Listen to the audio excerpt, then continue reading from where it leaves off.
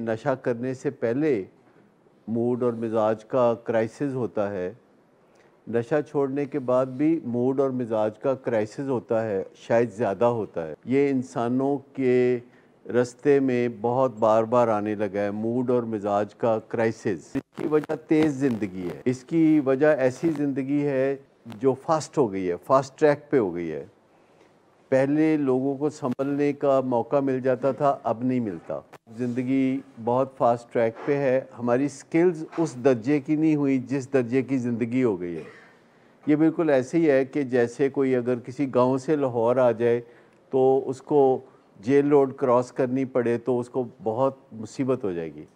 या पाकिस्तान से अगर कोई यूके या अमेरिका चला जाए तो उसको वहाँ शॉपिंग करना मुश्किल लगेगा, उसको वहाँ ट्रेन में सफ़र करना मुश्किल लगेगा, उसको बहुत मुश्किलात पेश आएंगी, उसको एयरपोर्ट पे चेक इन करना मुश्किल लगेगा क्योंकि उसकी स्किल्स पुरानी है। वो एयरपोर्ट पे ऐसी खातून ढूंढ रहा होगा जो चेक इन कराए और वो ऑटो चेक इन पे होगा एयरपोर्ट। हर जगह नॉलेज एक्सपेंड कर रहा है, एक्सप्लोजन हो रहा है नॉलेज का। जो किताबें 1000-1200 सफ़े की होती थी आज से 50 साल पहले मेडिकल कॉलेज में, अब वो 5-5 हज़ार 6-6 हज़ार सफ़े की किताबें हैं। उनका प्रिंट बारीक हो गया है, उनमें नॉलेज बड़ा गहरा हो गया है, उसमें रिसर्च बड़ी वाज़े हो गई है। तो चीज़ें ज़्यादा वाज़े भी होती जा रही हैं और वसी भी होती जा रही हैं। इसी तरह ज़िंदगी में अब घरों में आप देखिए कितने ही गैजेट्स होते हैं जिनको तमाम घर के अफराद नहीं ऑपरेट कर सकते। किसी न किसी का सहारा लेना पड़ता है। कोई एसी को कैसे सेट करना है अपनी ज़रूरत के मुताबिक, या स्मार्टफ़ोन को कैसे इस्तेमाल करना है, या टीवी को जो स्मार्ट टीवी है उसको कैसे इस्तेमाल करना है, कैसे ऑपरेट करना है। ये बातें सबको पता नहीं होती, किसी किसी को पता होती है। और बाज़ औक़ात बहुत मामूली नक्स होते हैं जो अगर पता हो तो मिस्त्री ना बुलाना पड़े। जैसे कि ये जो स्मार्ट टीवी होते हैं इनको कभी न कभी रीस्टार्ट करना होता है। रीस्टार्ट का मतलब ये नहीं है कि उसको बंद करके ऑफ़ करके ऑन करना होता है। रीस्टार्ट का मतलब है कि उनकी फैक्ट्री सेटिंग पे करके उसको रीस्टार्ट करना होता है और फिर नई सेटिंग। बहुत सारी ऐसी चीज़ें हैं जो कि पहले नहीं समझ में आता था कि किस तरह करनी है। जैसे एक नया गैजेट घरों में इंट्रोड्यूस हुआ है जिसे एयर प्योरीफायर कहते हैं, और सबको नहीं पता कि उसकी लुक आफ्टर कैसे करते हैं, और जो हवा को वो साफ़ करता है तो जो गर्द या डस्ट उसके अंदर आती है उसको कैसे क्लियर करते हैं। लोग उसको वैसे ही जलाते रहते हैं और वो डस्ट जब जमा हो जाती है तो उसका फ़िल्टर क्लॉग हो जाता है। तो ये बहुत सारी चीज़ें ऐसे गैजेट्स हैं जो हमें इशारा करते हैं कि हमारे भी कोई फ़िल्टर होते हैं जो चोक हो जाते हैं। और आप देखते हैं कि जितना कोई मुहज़्ज़ब मुआशरा होता है या एजुकेटेड मुआशरा होता है, वहाँ फड्डे रौले घरों में उतने ही ज़्यादा होते हैं। आपको शायद नहीं लगता होगा कि शेखुपुरा के करीब किसी गांव में घरों में इस तरह झगड़े होते होंगे जैसे कि DHA फेज़ 5 में होते होंगे। यहाँ ज़्यादा होते हैं। यहाँ घरों में ज़्यादा लोग पढ़े लिखे हैं, ज़्यादा लोग कमाने वाले हैं, और इसके बावजूद कि वो तमाम सहूलतों को एंजॉय करते हैं।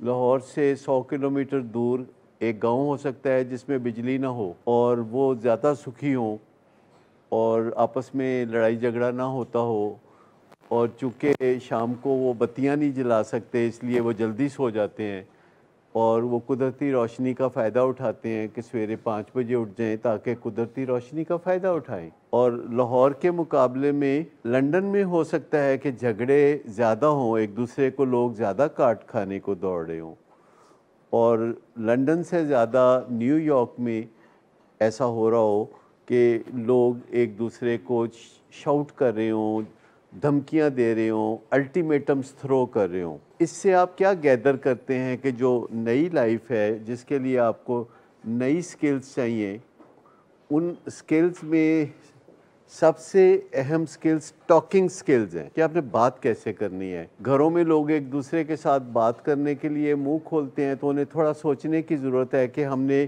फ़ज़ा को कैसे साजगार रखना है, کہیں ایسا تو نہیں جو ہی ہم بات چیت شروع کریں 1-2 منٹ کے بعد ہوا میں کوئی ایسی مسموم کیفیت ہو کہ جس سے دونوں آپس میں بات کرنے کے قابل ہی نہ رہیں، یا ہاتھا پائی تک نوبت پہنچ جائے یا دھمکیوں تک نوبت پہنچ جائے، یہ چیز ہوتی ہے۔ یہ ایک منیمم بات ہے جو ذہن میں ہوتی ہے کہ نشہ نہ کرے تو کافی ہے، لیکن نشہ کرنے کے بعد بہت کچھ مینیج کرنے کی ضرورت ہوتی ہے۔ ان میں سے ایک چیز خراب موڈ یا ڈپریشن کو مینیج کرنا بھی بہت امپورٹنٹ ہے۔ اس میں اس سے بھی زیادہ امپورٹنٹ یہ چیز ہے کہ جب موڈ خراب ہوتا ہے تو آٹومیٹیکلی انسان کے ذہن میں ڈپریشن میں یہ خیال ضرور ابھرتا ہے کہ اس زندگی کا کوئی فائدہ ہے، یا میری کوئی ورتھ ہے، یا میں کوئی کارآمد انسان ہوں، میں کچھ کر سکوں گا، میں آگے بڑھ سکوں گا، میں زندگی میں کوئی مقام حاصل کر سکوں گا، اور ان مشکل سوالوں کا جواب آسانی سے نہیں ملتا۔ اور یہ جو سوال ہوتا ہے اپنے بارے میں، یہ آتا ضرور ہے، یہ عام لوگوں کی زندگی میں بھی آتا ہے، جو کوئی ڈپریشنز کا یا ڈپرائیویشنز کا شکار ہوتے ہیں تو ان کے ذہن میں بھی آتا ہے۔ جب مشکلیں ٹو مچ ہو جاتی ہیں تو ایک اسکیپ روٹ یہ بھی نظر آتا ہے، اور ہم اس پہ کبھی کبھی بات کرتے ہیں، لیکن اب ہمیں احساس ہوتا ہے کہ یہ زیادہ امپورٹنٹ سبجیکٹ ہے نشے کی بیماری کے حوالے سے، اور اس پہ بہت اچھا کام کیا جا سکتا ہے کہ اگر کسی کے ذہن میں ایسے خیالات آتے ہیں جو 1 to 10 کے اسکیل پہ 4 پہ ہوں یا 5 پہ یا 6 پہ ہوں، تو ہم بات چیت سے یا اپنی سوچ بچار سے اسے 2 پہ 3 پہ لا سکتے ہیں۔ یہ ایک سہولت دستیاب ہے انسان کے سافٹ ویئر میں، ایسے دلائل ہوتے ہیں، کیونکہ جب انسان کے ذہن میں منفی خیالات آتے ہیں، ان خیالات کو روکنے کے لیے بھی کوئی آواز اٹھتی ہے اندر سے، اور 2 خیال چل رہے ہوتے ہیں۔ ایک منفی خیال چل رہا ہوتا ہے کہ میں اس زندگی کو ختم کر لوں، اور دوسرا مثبت خیال چل رہا ہوتا ہے کہ نہیں، ایسا نہیں کرنا چاہیے، اور یہ دلائل اور کاؤنٹر دلائل چلتے رہتے ہیں۔ لیکن اگر اسے بھی ہم کریکولم کا حصہ بنائیں، جو کہ اب ہم نے فیصلہ کیا ہے کہ سوئسائڈالوجی ایک سبجیکٹ ہے جو کہ انسانوں کو بہت ہانٹ کرتا ہے، یہ خالی نشے کی بیماری کے حوالے سے میں بات نہیں کر رہا۔ اگر آپ سوشل میڈیا پہ جائیں تو آپ کو ایسی بہت ساری آوازیں اٹھتی ہوئی نظر آئیں گی کہ اب اسے مزید اگنور نہیں کیا جا سکتا۔ 23 سال پہلے ایک ہیلپ لائن بنائی تھی جس کا نام سپارک تھا۔ سپارک یہ سوئسائڈ پریونشن ہیلپ لائن تھی، جو کہ ہم نے تقریباً 2 سال چلائی تھی، لیکن اس کے بعد کوئی ہمارے ریسورسز میں مسائل تھے تو پھر ہم نے اس کو روک دیا تھا۔ بہت زیادہ رسپانس تھا، لیکن اب ہم اسے دوبارہ شروع کرنے والے ہیں، جو کہ ایک فری ہیلپ لائن تھی کہ کوئی بھی کہیں سے کال کرتا تھا تو کال کرنے کا خرچہ بھی اس بندے کو نہیں پڑتا تھا، بلکہ یہ کال کلیکٹ تھی کہ کوئی کال کرے تو کال کا خرچہ ہمیں پڑتا تھا۔ اب ہمارے پاس بہت ایسے بریلینٹ ڈاکٹرز موجود ہیں، ہینڈل کر سکتے ہیں کسی ایسی کال کو۔ آپ نے یوں سمجھنا ہوتا ہے کہ جب آپ کو کوئی کال کرتا ہے تو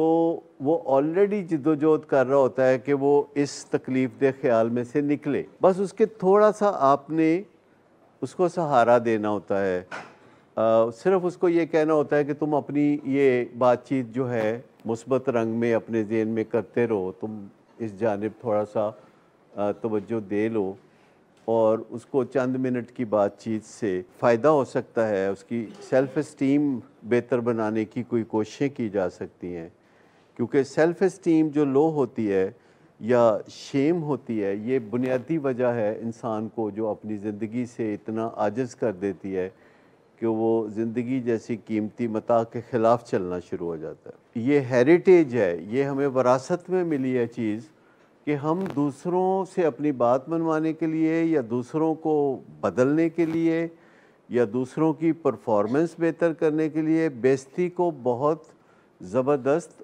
کارآمد اور مقدس ٹول سمجھتے ہیں، کہ ایک بھرپور صحیح والی بےعزتی کیتی جائے تے بندہ جڑا ہے نا، پھر اگر بندہ ہوئے گا تو پھر یہ جو خیال آتا ہے ذہن میں، یہ صدیوں سے، سینکڑوں ہزاروں سالوں سے یہ خیال چل رہا ہے۔ ایک ٹھیک ٹھاک بیزتی جو ہے نا وہ تو کرے گی کام، اور کئی دفعہ آپ فوری نتائج دیکھتے بھی ہیں، لیکن ان دی لانگ رن اس کے نتائج بہت برے۔ مطلب وقتی طور پر تو چانس ہوتا ہے کہ بیزتی کی بوچھاڑ میں آپ کا مقصد پورا ہو جائے، لیکن ان دی لانگ رن جو ہے وہ بہت ہی کاؤنٹر پروڈکٹیو ہو جائے گا۔ سینکڑوں ہزاروں سال پہلے یہ سوٹ کرتا ہوگا، کیونکہ اس وقت دنیا میں ایسی روشنی نہیں پھیلی تھی کہ آپ آسانی سے اپنی بات منوا سکتے ہیں، اور اس میں ریپیٹیشن بہت اچھا ٹول ہے۔ ریپیٹیشن، آپ بار بار بات کریں، آپ اس پوزیشن میں ہو کہ بار بار بات کر سکیں، آپ کے آپس میں حالات ایسے ہوں کہ آپ بار بار بات کر سکیں۔ بار بار بات کرنا جو ہے جتنا مؤثر ہے، اس سے زیادہ مؤثر کوئی چیز نہیں کہ دنیا بھر میں ایڈورٹائزنگ کا جو بیسک رول ہے وہ ہے ریپیٹیشن، اور جو دوسرا رول ہے ایڈورٹائزنگ کا وہ ہے جذبات کو ابھارنا۔ منطق بیچ میں کہیں بھی نہیں آتی، منطق کی کوئی ضرورت نہیں، لاجک کی کوئی ضرورت نہیں۔ اگر آپ نے بات منوانی ہے تو پہلا رول ہے کہ آپ جذبات ابھار سکیں، آپ جوش دلا سکیں، اور دوسرا یہ ہے کہ پھر بار بار ایسے کر سکیں، وہی چیز بار بار ریپیٹ کر سکیں۔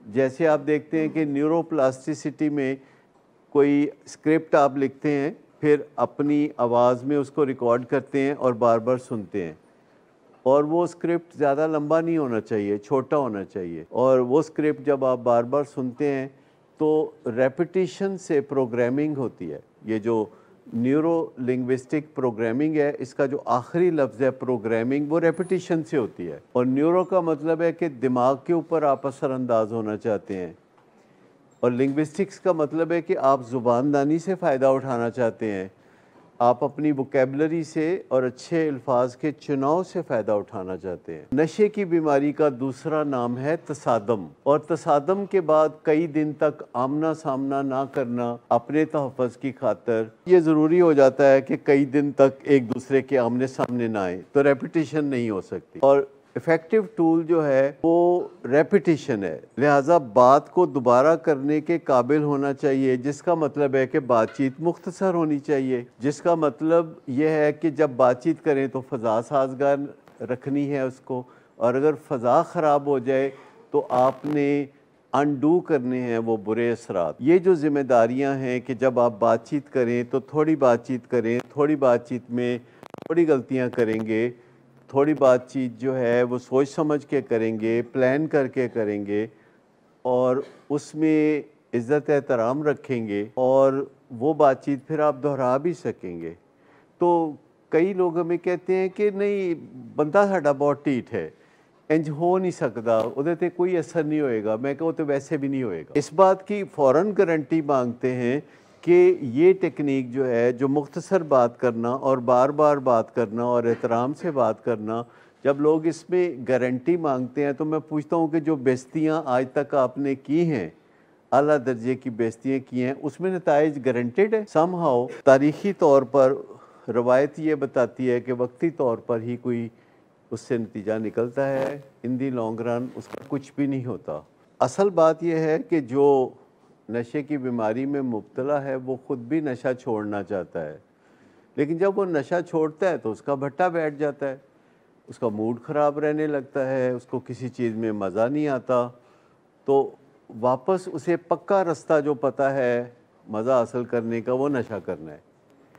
اور اگر اسے شعور آ گیا ہے کہ اس نے نشہ نہیں کرنا، اور وہ خراب موڈ میں سے گزرتا رہتا ہے اور خراب موڈ کو برداشت کرتا رہتا ہے، تو ایک وقت آ جاتا ہے کہ اس کے ذہن میں زندگی کی ورتھ جو ہے وہ بہت نیچے چلی جاتی ہے، کیونکہ عام طور پر نشہ کرنے والوں میں او سی ڈی بھی ہوتی ہے، دے آر obsessed، ایک چیز کے پیچھے ان کا خیال، ایک چیز کے پیچھے بہت زیادہ خیال ہو جاتا ہے، اور وہ چیز عام طور پر یہ ہوتی ہے کہ میری بات ماننی چاہیے، میری بات مانی جانی چاہیے۔ تو ان خیالات پہ یا obsessions پہ بھی ہم بات چیت کرتے رہتے ہیں کہ 4 pointed فارمولا کس طرح ہمیں نئے سرے سے ایک پراپر طریقے سے سوچنے کا موقع دیتا ہے، اور کس طرح یہ جو ہماری زندگی میں مزہ ختم ہو جاتا ہے، زندگی بے کیف ہو جاتی ہے، تو اس زندگی میں مزہ کیسے واپس لاتے ہیں. اب عجیب بات ہے اور بڑی فارچونیٹ بات بھی ہے کہ مزہ ایکچولی ہماری زندگی کے اندر جتنا بھی ہو سکتا ہے وہ 3 ایسی باتوں میں چھپا ہوا ہے جو ہمیں حیران کر دیتی ہیں. مثال کے طور پر مزہ انسرٹنٹی میں چھپا ہوا ہے. سائنس کہتی ہے کہ مزہ انسرٹنٹی میں چھپا ہوا ہے. یعنی جب آپ کو بے یقینی کی کیفیت ہوتی ہے اور آپ بے یقینی کی کیفیت میں سے گزر رہے ہوتے ہیں تو آپ کے جسم میں مزے کا بندوبست ہو رہا ہوتا ہے. مجھے بتائیے کہ کرکٹ میچ میں جب پاکستان کی ٹیم اور دوسری team neck to neck fight میں ہوتی ہے اور آپ کو نہیں پتہ ہوتا کہ یہ 3 اوور میں 27 رنز کر سکیں گے کہ نہیں کر سکیں گے، تو یہ جو انسرٹنٹی کی کیفیت ہوتی ہے اس میں مزہ آتا ہے کہ نہیں. تو اس کا مطلب یہ ہے کہ اگر آپ اگلے دن وہ میچ دیکھیں گے تو اب آپ کو مزہ نہیں آئے گا کیونکہ آپ کو پتہ ہے کہ اس میں رزلٹ کیا ہے. اچھا، دوسری چیز جو اہم ہے اس معاملے میں وہ ہے انکنٹرولبلٹی. یعنی آپ سمجھتے ہیں کہ آپ کا کنٹرول پورا ہونا چاہیے لیکن قدرت نے بندوبست کر رکھا ہے کہ جو آپ کی کنٹرولبلٹی ادھوری ہے. تو مزہ اس کے اندر ہوتا ہے جب کچھ چیزوں کے حوالے سے آپ کے پاس کنٹرول نہیں ہوتا تو چیلنج محسوس ہوتا ہے.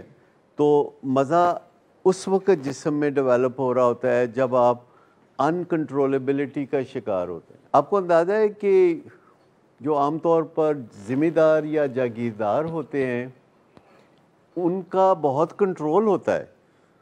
آپ میں سے کوئی دیہاتی زندگی سے واقف ہے تو آپ سمجھتے ہیں کہ بہت کنٹرول ہوتا ہے.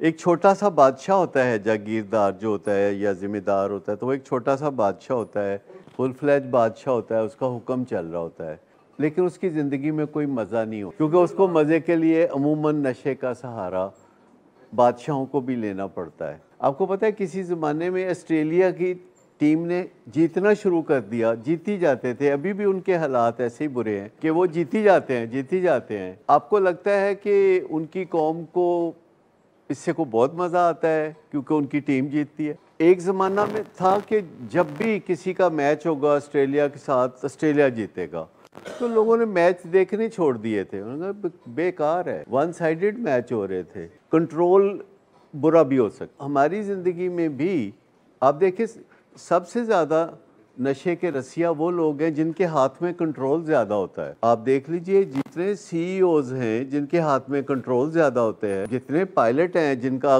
کنٹرول ایک جہاز کے اوپر ہوتا ہے 777 کے اوپر کنٹرول ہوتا ہے، جتنے لوگ ہیں جو کنٹرول میں اوپر ہوتے ہیں، بڑے افسران، بیوروکریٹ، گریڈ 21-22، کنٹرول کتنا زیادہ ہوتا ہے. تو آپ دیکھ لیجئے کہ جتنا کنٹرول زیادہ ہے اتنا ان کی زندگی میں مزہ کم ہوتا ہے اور وہ باہر سے مزہ پورا کرنے کے لیے بیچارگی کی پوزیشن میں ہوتے ہیں. پاور ہنگر ہے، یہ جو کنٹرول ہے، یہ جو چھا جانے کا ہمیں شوق ہے، الٹیمیٹلی اس سے ہمیں کیا ملتا ہے؟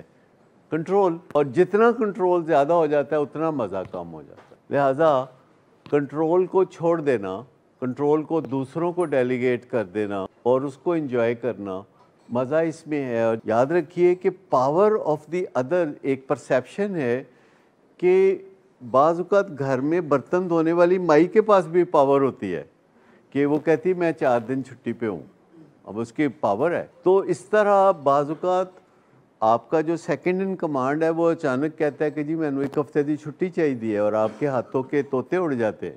پاور ہنگر جو ہے یہ فائدہ مند نہیں، کیونکہ جو ہی آپ پاورفل ہو جاتے ہیں آپ کی زندگی کا مزہ کھو جاتا ہے. اور مزہ جو ہے آپ کے اندر اس وقت تخلیق ہوتا ہے جب آپ کو پتہ ہوتا ہے کہ میرا کنٹرول نہیں ہے.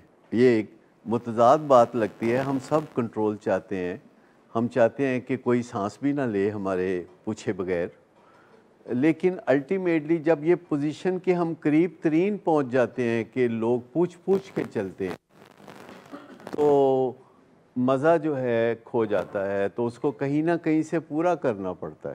تو آپ سمجھ لیں کہ پہلی چیز ہم نے کہی انسرٹنٹی، اس کو جو ہے مثبت لینا شروع کر دیں، پازیٹیو لینا شروع کر دیں. اور دوسری چیز ہے انکنٹرولبلٹی، کہ کہاں ہمارا کنٹرول نہیں ہے، because we are not God.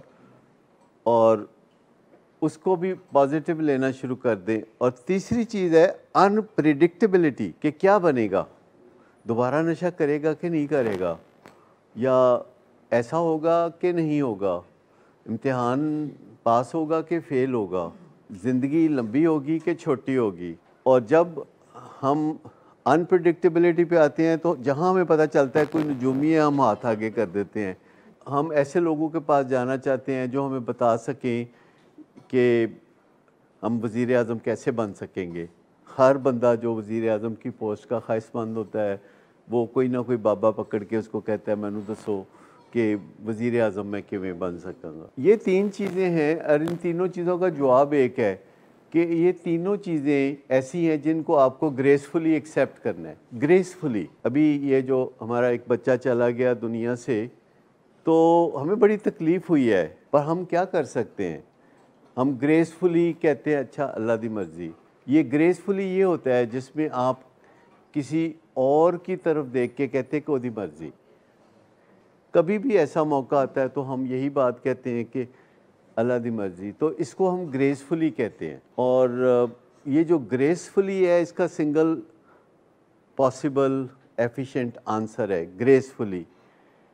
اور یہ جو گریسفلی ہے جب ہم اس کو کثرت سے استعمال کرنا شروع کر دیتے ہیں کہ اللہ کی رضا میں راضی ہونا, تو ہماری خوشی میں اس سے ایک اطمینان اور مزہ پیدا ہونا شروع ہوتا ہے جب ہم گریسفلی تسلیم کر لیتے ہیں.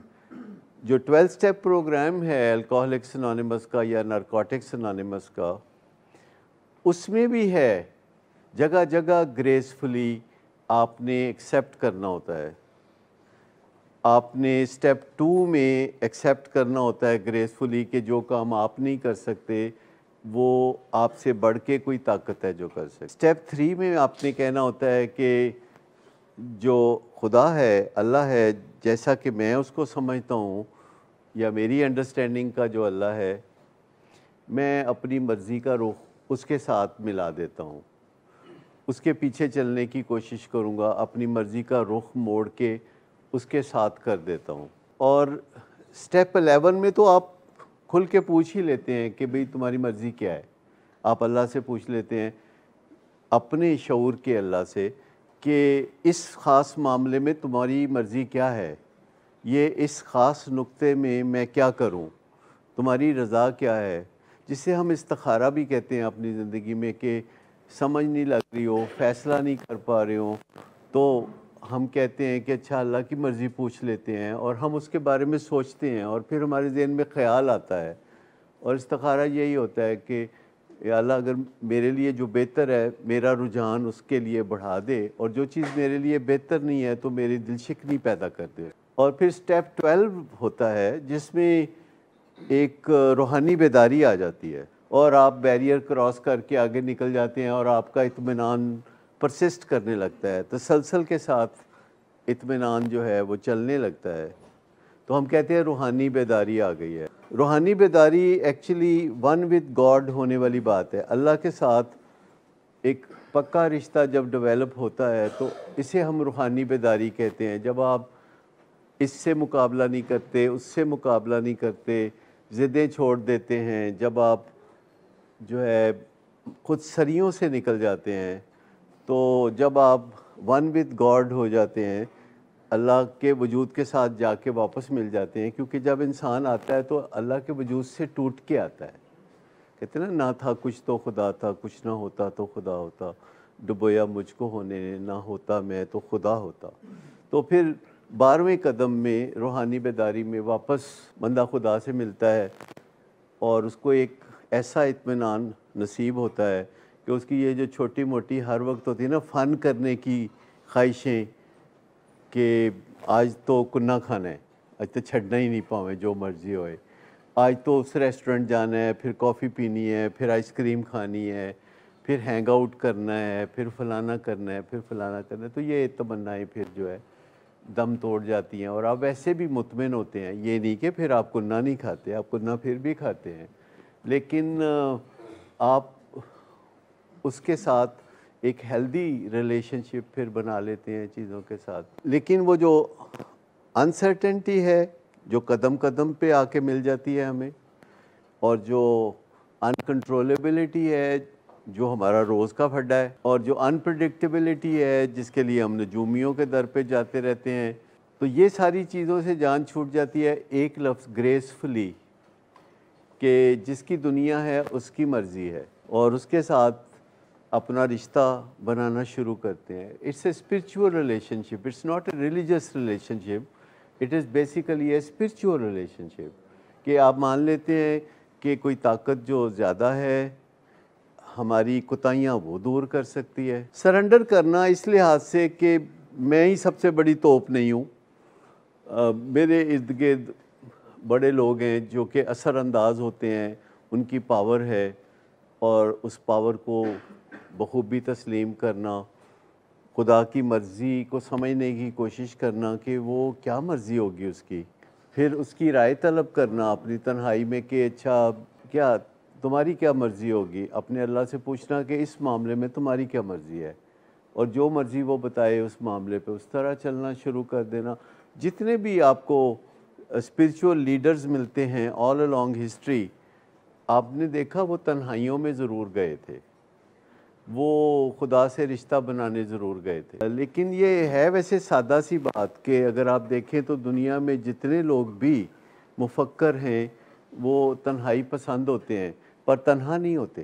یاد رکھیں، تنہائی پسند ہونا اور چیز ہے، تنہا ہونا اور چیز ہے. یہ دونوں بڑی مختلف چیزیں ہیں، ٹھیک ہے نا. وہ اپنے ساتھ وہ بہت اچھا ان کا ایک رشتہ ہوتا ہے، اس لیے لوگ تنہا بھی بڑے خوش ہوتے ہیں، اور جب وہ اپنے ساتھ ہوتے ہیں تو وہ بڑے خوش بھی ہوتے ہیں، وہ اپنی کمپنی کو بہت انجوائے کر رہے ہوتے ہیں. انسان ایوولوشنری پروسیس میں ہے، اور اس کو اپنے ترقی کے دور میں داخل ہوئے زیادہ دیر نہیں ہوئی، پر خوش نصیبی ہے کہ ہم اس دور میں جی رہے ہیں جب انسان ترقی کر رہا ہے، انسان بہتری کی طرف جا رہا ہے. ویسے کئی لوگ اس سے اتفاق نہیں کرتے، لیکن اگر آپ دیکھیں تو انسان کی جو کرۂ ارض پر 2.5 لاکھ سال کی زندگی ہے، اس میں سے 2,40,000 سال تو انسان بولا تک نہیں، اور اس کے بعد 10,000 سال بچتے ہیں. اس میں سے بھی اگر آپ 9,950 سال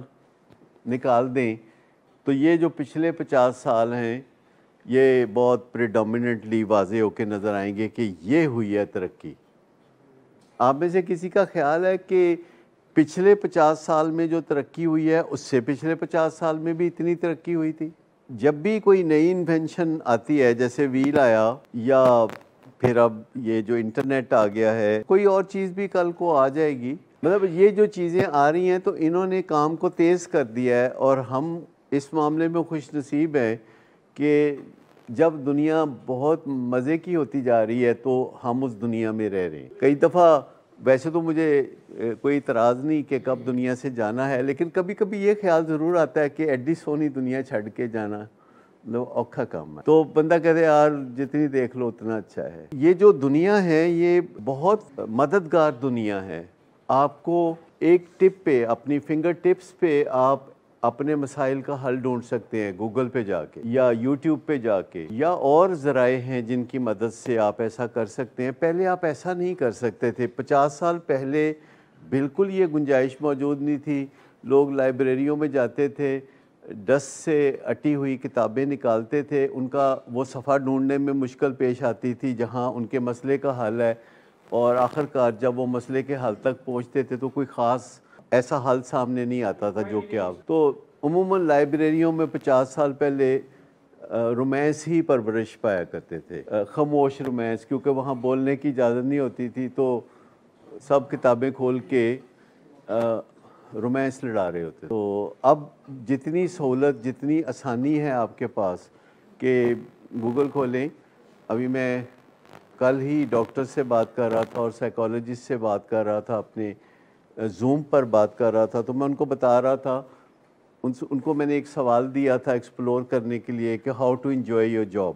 میں نے کہا کہ گوگل پہ لکھ کے تو پھر نیکسٹ سیشن میں مجھے بتائیے گا کہ how to enjoy your job. تو اب یہ ایک اتنا چھوٹا سا سوال ہے، لیکن اگر آپ اپنے اسمارٹ فون پہ لکھیں گے تو کروڑوں سے زیادہ لنکس آئیں گے. اور اس میں کچھ لنکس جو ہیں بڑے ہی کارآمد ہوں گے اور اتنے سجے سنورے انداز میں آپ کو وہ دیے جائیں گے کہ یہ جو فیسلٹی ہے یہ پہلے کبھی میسر ہرگز نہ تھی۔ مطلب ہے کہ صرف ایک دن کی جدوجہد کے بعد آپ بہت واضح طور پر ایسے ٹپس حاصل کر سکتے ہیں جن کو اسی شام سے پہلے آپ اپنی زندگی میں امپلیمنٹ بھی کر سکتے ہیں شام سے پہلے۔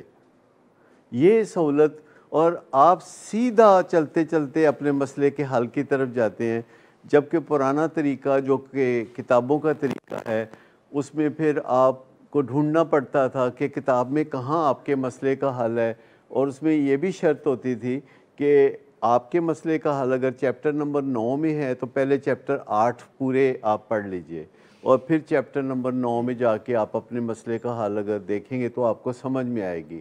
لیکن انہوں نے اب علم کو اس طرح ترتیب دے دیا ہے کہ آپ گوگل پہ لکھیے کوئی بھی بات تو وہ تیر کی طرح جا کے نشانے پہ لگے گی۔ ہماری زندگی میں آسانیاں جو پیدا ہو گئی ہیں چاروں طرف سے، ہم ٹریول کر سکتے ہیں، ہم ٹیمپریچر کو بدل سکتے ہیں، ماحول کو بدل سکتے ہیں، پر اس کا کوئی فائدہ ہماری اپنی زندگی اور اطمینان میں ہونا چاہیے۔ اب سائنس نے اتفاق سے یہ کہا ہے کہ ہماری زندگی میں جو خوشی ہے اور صحت ہے اس کا دار و مدار اچھے تعلقات پر ہے۔ ہم سمجھتے تھے کہ دولت اور شہرت پر ہے، لیکن دولت اور شہرت حاصل کرنے کے بعد پتہ چلا کہ نہیں، وہ تو ساری غلط فہمی تھی۔ اصل میں ہمارے جو خوشی کا دار و مدار ہے وہ اچھے تعلقات ہے، کیونکہ انسان کی فطرت میں ہے کہ اس نے اکٹھے رہنا ہے۔ اگرچہ ہم علیحدہ رہنا چاہتے ہیں، یہ ہماری لا علمی اور جہالت ہے۔ ہم چاہتے ہیں کہ ایک دوسرے سے دور ہو جائیں تو ہمیں سکون مل جائے گا، لیکن ایک دوسرے سے دور ہونے سے سکون کوئی نہیں ملتا۔ بہت سارے لوگ جو پاکستان سے جاتے ہیں تو وہ کسی سے دور جانے کے لیے چلے جاتے ہیں۔ بہت سارے لوگ جو باہر پڑھنے جاتے ہیں وہ پڑھنے نہیں جاتے، وہ دور ہونے جاتے ہیں۔ حقیقت میں ایسا ہے کہ لوگوں کا خیال ہے کہ ان کو جو تکلیف پہنچ رہی ہے وہ دوسرے انسانوں سے پہنچ رہی ہے، لہذا ان سے دور ہو جانا چاہیے۔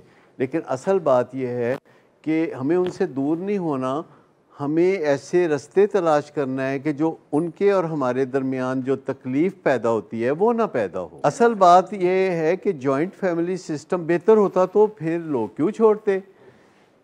جوائنٹ فیملی سسٹم میں اور طرح کی تکلیفیں ہیں، اور جب ہم ڈس جوائنٹڈ ہو جاتے ہیں، فیملی کو چھوڑ کے دور دور چلے جاتے ہیں تو اس میں کوئی اور طرح کی تکلیفیں ہیں۔ یہ بالکل ویسے ہی ہے کہ نشہ کرتے ہیں تو تکلیفیں ہوتی ہیں، نشہ چھوڑتے ہیں تو اور طرح کی تکلیفیں ہوتی ہیں۔ تو ٹارگٹ کیا ہونا چاہیے؟ ہمارا ٹارگٹ تو تکلیفیں ہونی چاہیے کہ نشہ کرتے ہوئے اگر تکلیف ہوتی ہے تو اس کی کیا وجہ ہے، کیا وہ وجہ دور کی جا سکتی ہے؟ تو پتہ چلتا ہے کہ نہیں۔ لیکن نشہ چھوڑتے ہوئے جو تکلیفیں ہوتی ہیں ہمیں پتہ چلتا ہے کہ ان تکلیفوں سے بچا جا سکتا ہے، اور progressively with every passing day ہم بہتر سے بہتر ہو سکتے ہیں۔ اور 80% لوگ تو بہت آسانی سے نشے سے دور ہو جاتے ہیں، اور 16% تھوڑا مشکل سے دور ہوتے ہیں، اور 4% جو ہیں وہ بہت زیادہ تکلیفیں سہ کے تو نشے کی بیماری سے نکل سکتے ہیں۔ لیکن یہ ہے کہ ہمیں اس معاملے میں کتنی سنجیدگی چاہیے، یہ ایک بگ کویسچن ہے، کیونکہ عام طور پر جو فیملی ممبرز ہوتے ہیں وہ یہ سوچتے ہیں کہ ہمارے مریض کا واحد مسئلہ نشہ کرنا ہے، جبکہ یہ واحد مسئلہ نہیں ہوتا۔ کریکٹر ڈیفیکٹس جو ہے وہ نشے کے مسئلے کے ارد گرد بہت گنجلک صورتحال پیدا کر رہے ہوتے ہیں۔ کریکٹر ڈیفیکٹس کی نظر سے دیکھنا زیادہ بہتر رہے گا، اور ان کے اوپر کام کرنا ضروری ہوگا ڈینائل سے نکل کے۔ آپ ساری دیکھ کو تو نہیں دیکھتے، آپ وہ تھوڑا سا صحیح دیکھ کے اندازہ کر لیتے ہیں۔ تو ہم سب کے گھروں میں جو نشے کے مریض ہوتے ہیں وہ ایکچولی انڈیکیٹ کرتے ہیں کہ خالی مسائل نشے کے مریضوں میں نہیں ہوتے، مسائل ان کی فیملیز میں بھی ہوتے ہیں اور ان کے دیگر اہل خانہ میں بھی ہوتے ہیں، لیکن وہ ذرا نشانہ بن جاتا ہے، کیسے نا، بد سے بدنام برا۔ دیکھیں یہ بالکل ویسی بات ہے کہ آپ فٹ بال کا میچ دیکھ رہے ہیں اور 22 کھلاڑی جو ہے لگے ہوئے ہیں دھڑا دھڑ کوششیں کرنے، تو ایک بندہ ہے جو جا کے اخیر میں گول کر دیتا ہے، تو سارا کریڈٹ تو اس کو ہی ملتا ہے نا، اس کو ہی کندھوں پہ لوگ اٹھا رہے ہوتے ہیں۔